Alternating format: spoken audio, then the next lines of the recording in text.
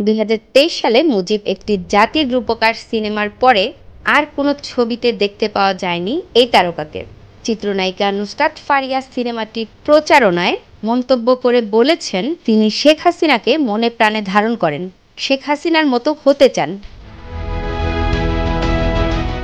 তিনি আরও বলেছেন, শেখ হাসিনার চরিত্রে অভিনয়ের পর জীবনে আর কখনো অভিনয় না করলেও তার আর আফসোস থাকবে না।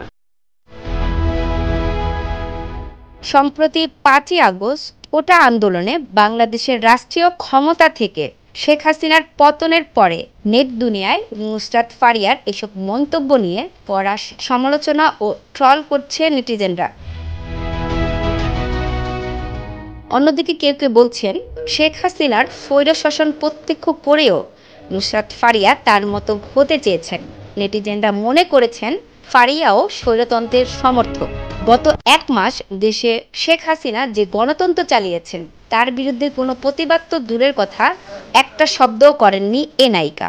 বরং বাংলাদেশে এই প্রথম পরিস্থিতিতে সোশ্যাল মিডিয়ায় গ্ল্যামারাস ছবি পোস্ট করে বোঝাতে চাইছেন দেশ যেমনই থাকুক তাতে তার কিছুই যায় আসে না। নেটিজেনদের এমন মন্তব্যের পরিপ্রেক্ষিতে নুসরাত ফারিয়ার খোঁজ নিতে গিয়ে জানা যায় এই মুহূর্তে তিনি দেশে নেই। এদিকে কাজ নিয়েও তার খুব একটা ব্যস্ততা নেই। কলকাতায় একাধিক সিনেমায় অভিনয়ের কথা বললেও সেগুলো নিয়ে কোনো আপডেট দেননি গত কয়েক মাসে। বাংলাদেশেও তার হাতে উল্লেখযোগ্য কোনো কাজ নেই বলেও জানা গেছে।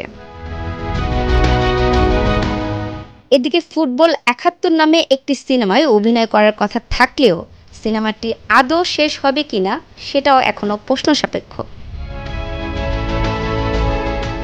ডেস্ক রিপোর্ট, ভোরের পাতা।